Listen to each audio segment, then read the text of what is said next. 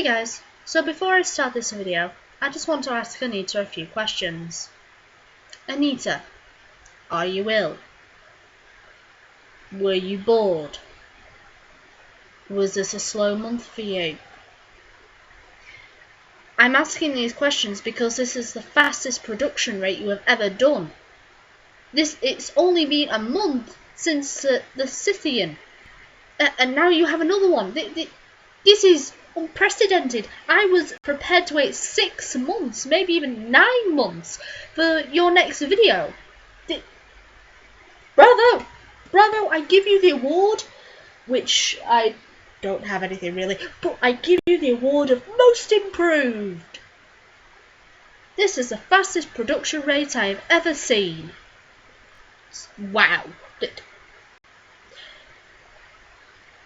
That's what's impressive about this video mostly. Fast production rate. Now that that's out of the way, I just wanted to ask those questions, but now that that's out of the way, what does my ugly mug bring to your lovely video screen? Well, I bring you a response to positive female characters in gaming, Jade. Let's crack on. My name is Jade, and I haven't the foggiest how we're gonna get out of here.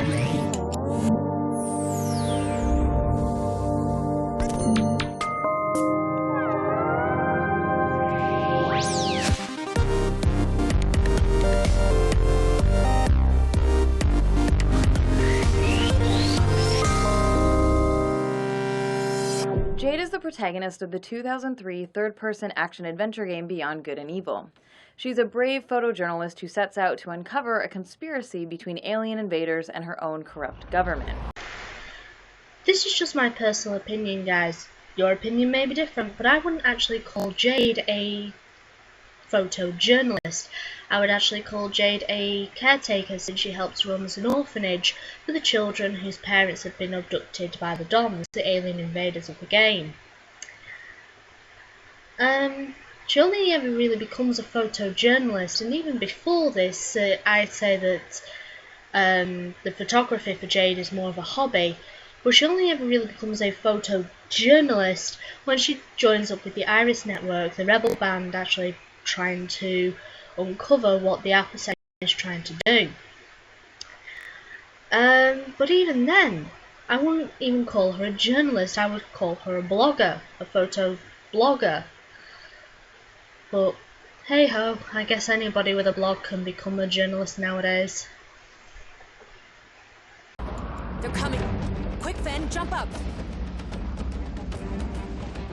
We start getting a sense of who Jade is from the moment we see her, and refreshingly, Go tell Paige. I'll take care of the shield. she actually looks the part of the active, practical, young woman of color who has a job to do. Shield activated. We learn about who characters are not just from the things they say and do, but also from how they look. Visual design is an important way for game designers to communicate information at a glance about a character's experience and personality traits. Note to self. It's okay when Anita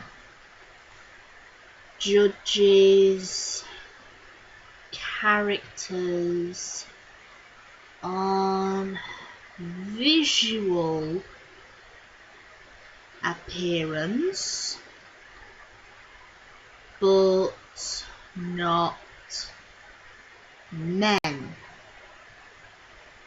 or any women who disagree with Anita. Footnote: no sexy women or outfits allowed.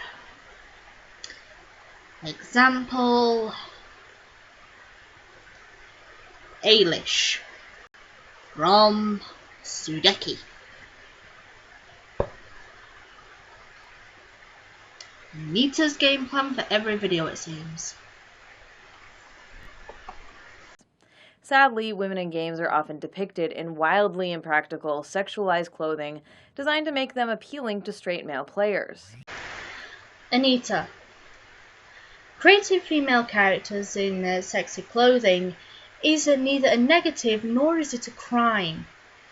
If you say that Kronos from the God of War series is the embodiment of male empowerment, well, I say that these women are the embodiment of female empowerment. I myself like characters like Bayonetta from the Bayonetta series and Buki from the Sudeki series for that very reason. But another thing, Anita, stop trying to demonize male sexuality and stop trying to diminish these women as characters. But Jade isn't designed to fulfill someone else's fantasy. The midriff top is a little silly, but for the most part, she looks like someone who is dressed to accommodate her own needs. I mean, you don't get much more practical than cargo pants. What's wrong with showing the midriff?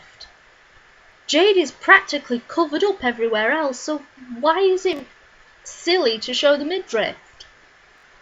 That comes across as being a little bit nitpicky there, Anita. But on the practicality of the cargo pants, I love cargo pants. Yes, they're very practical. But in the situations that Jade finds herself in within the game, cargo shorts would have been better. You see, looking at how baggy Jade's cargo pants are, she would actually be tripping over the cuffs of the pants as she ran away from bad guys and certain situations like that.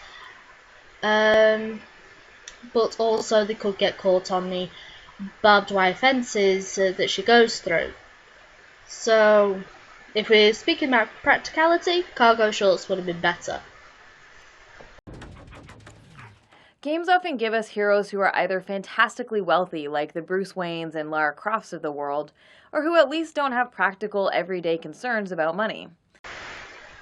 There's nothing wrong with people actually liking or wanting to play as Batman or Lara Croft. The elements of wealth actually might help the escapism that these storylines and games can provide. Because not everybody needs to be reminded of potential money worries that they might have within their actual real life. Not everybody's like you, Anita. But money's not just an abstract concept for Jade. She's a working-class character with real financial struggles. This is established at the very beginning of the game when we learn that the orphanage's electricity has been shut off and Uncle Page's hovercraft is in dire need of repair. Shield disabled. Your Optima account is 350. units short. Your electrical supply has just been blocked. Gotta be joking! Thank you for...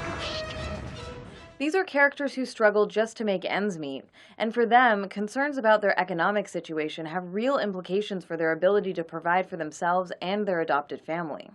We're stuck here. No hovercraft, no shield. Optima has cut off the power. The account is empty. Anita, you make it sound like the game focuses heavily on Jade's money situation, when in fact the game only mentions this a couple of times at most. The first scene, which you show, is more about introducing the Dons, the enemy that Jade will be fighting through the course of the game. The shield failing was a plot device that could have gone one of two ways. The account had been drained of money, or a mechanical failure because of Uncle Page being a mechanic. This plot device that they have chosen, the account being drained of money, then actually feeds into the second scene that you show, where they are saying how they have no money, they don't have any electricity. This is then introducing the player as to how they can actually obtain money through the photography that Jade does by photographing animals and sending them to the Scientific Research Centre on Hillis.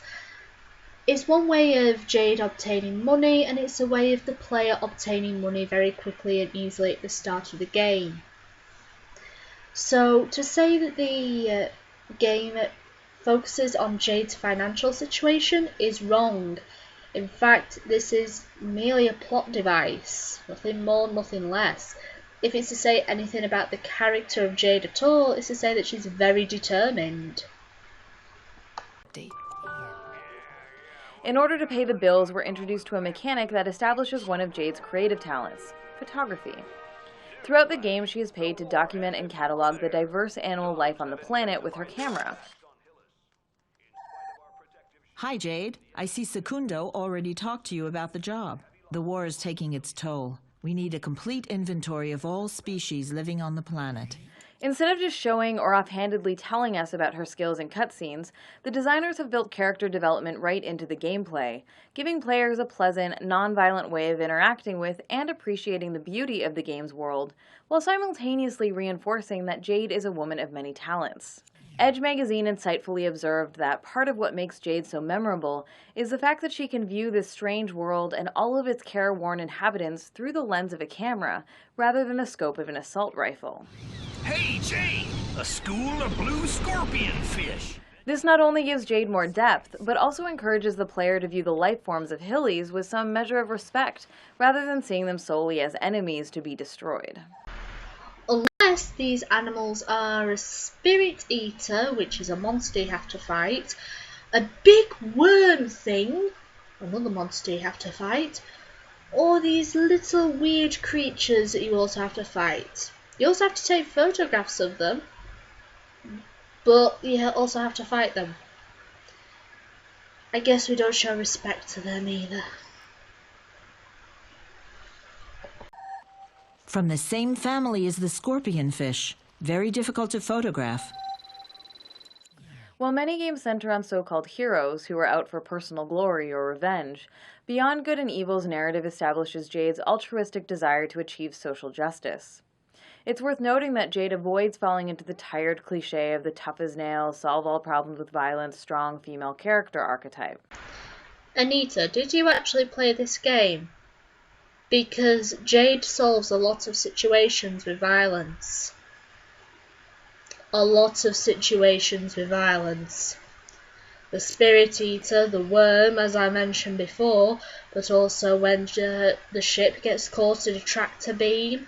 There's when she has to fight off the alpha sections, not to mention all the DOMs that she has to actually fight off as well. That's a lot of situations she has to fight off with violence.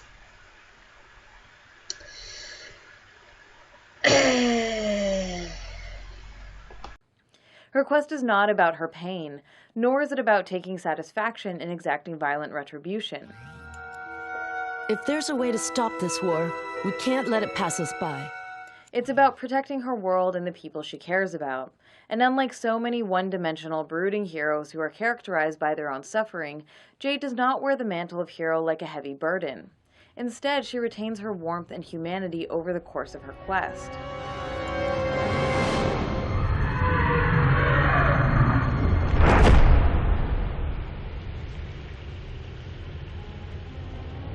Ha ha ha! Not bad for a little girl and an old ham! We did it, Paige! Not bad for an old fart. Together with Uncle Paige, a mechanically savvy, anthropomorphized boar, Jade looks after a group of war-orphaned children, sheltering them in a lighthouse on the mining planet of Hillies. Though Hillies is, on the surface, a colorful and inviting place, not all is well in this world. We learn early on that an alien race has been attacking and abducting residents.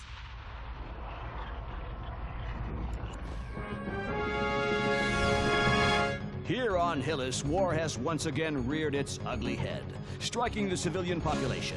Luckily, our elite forces have once again arrived in the nick of time. I'm coming to you live from the Southern Lighthouse Shelter. Here is where some of the children whose parents have been captured by the Doms have been taken in by two devoted and courageous Hillians. Miss, a word for our listeners.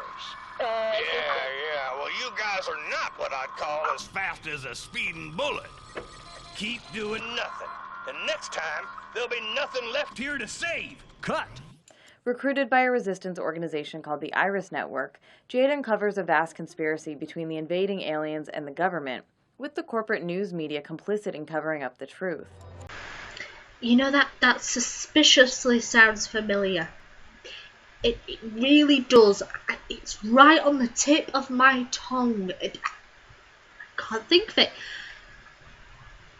It's about a movement finding corrupt news sources and the government, and where have I heard this sort of situation before?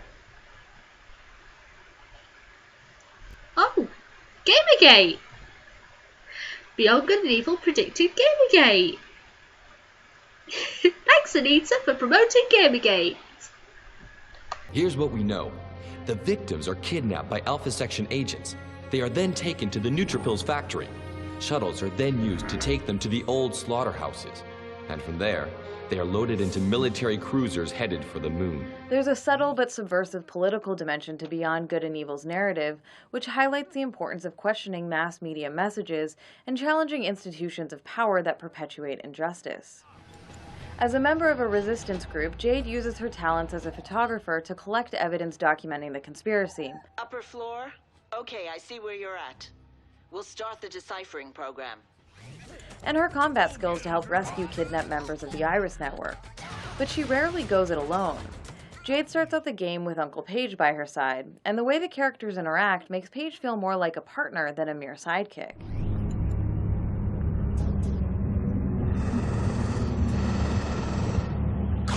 In this early scene, Jade is trapped until Paige appears, throwing her a staff she uses to free herself and overcome the destructive alien force. Hang on, Jade! I'm coming!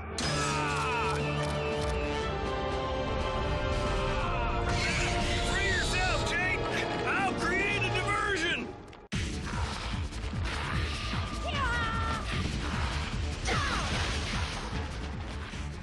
It may seem like a minor detail, but the fact that Paige tells Jade to free herself instead of doing it for her is incredibly important.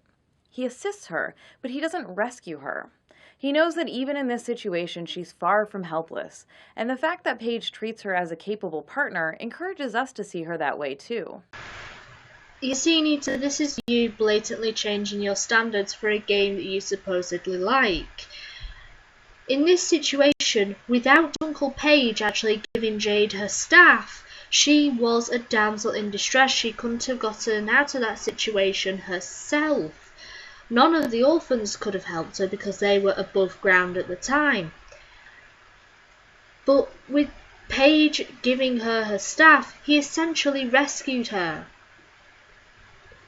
At that moment, Jade was a damsel in distress. No ifs, ands or buts about it.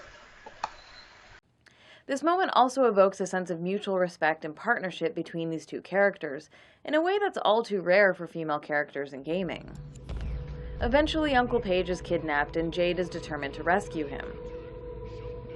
As a quick side note, it's important to point out that a kidnapped male character saved by a woman and a kidnapped female character saved by a man are not equivalent, because while a damsel in distress reinforces long-standing regressive myths about women as a group being weak or helpless specifically because of their gender, a dude in distress does not reinforce any such ideas about men. For more on the relatively rare dude in distress inversion, see part 3 of my videos on the damsel trope. Now, I don't want to spoil too much of the game for those who haven't played it, but Paige's kidnap is actually very essential to the game. It's essential in the fact that we actually have more character development for Jade. We see more of the warmth and humanity, as Anita points out, but we actually have more character development for Uncle Paige. We actually learn a bit more about Uncle Paige and who he is and why he's essentially a bit more important to the game than just a mere sidekick. But again, this is just used as a plot device.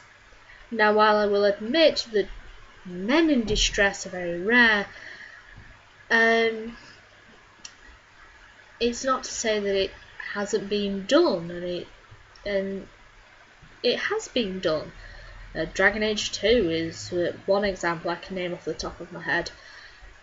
But really, this is just being used as a plot device. Kind of like the Princess Peach from Mario games, where she's being used as a damsel in distress for a plot device. But I guess because it's a man, it's not as detrimental. It's not as harmful.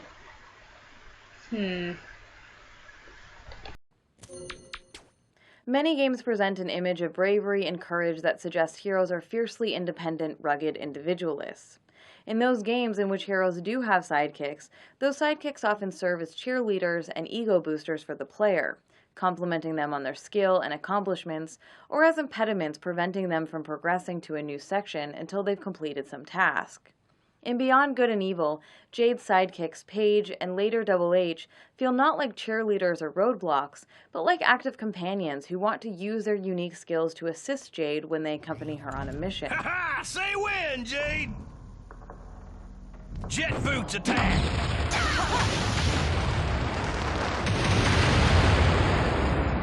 There's a sense of both good-natured humor and respect written into the banter between Jade and her sidekicks.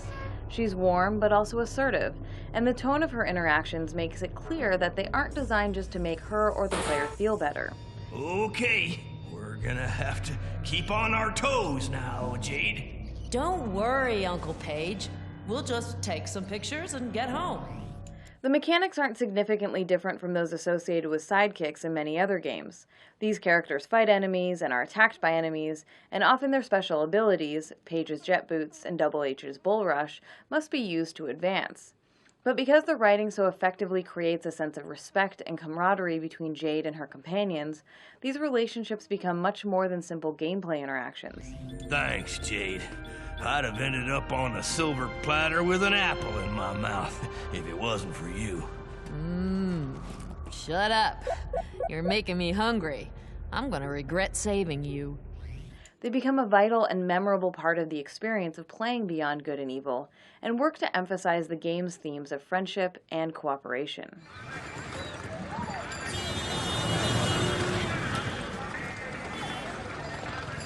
For years there have been rumors and even a teaser trailer about a Beyond Good and Evil 2. I hope this actually happens, but whether or not that sequel ever gets made, we definitely need more games with warm, compassionate, multi-talented characters who have realistic and relatable concerns. How many female video game characters do you need, Anita, until you are satisfied? There have been several videos showing hundreds of female characters who are exactly what you want in video games, yet you blatantly ignore them because they don't fit your narrative. Video games have plenty of warm, compassionate female characters, and some of them are also sexy and badass, and there is nothing wrong with that. But how many do you need until your narrative, until you yourself are satisfied? Because video game developers are having no trouble when they aren't pandering to SJWs and feminists like you. But there is one thing I will agree with you, Anita. Beyond Good and Evil 2 does need to be made, and I am sick and tired of the waiting and the teasing. I really want to play that. And more narratives in which taking a stand against corrupt systems of power is more important than personal gain or revenge.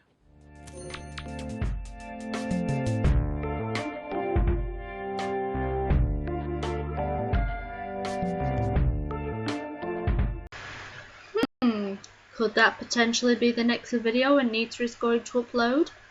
My only question is, how long will this one take?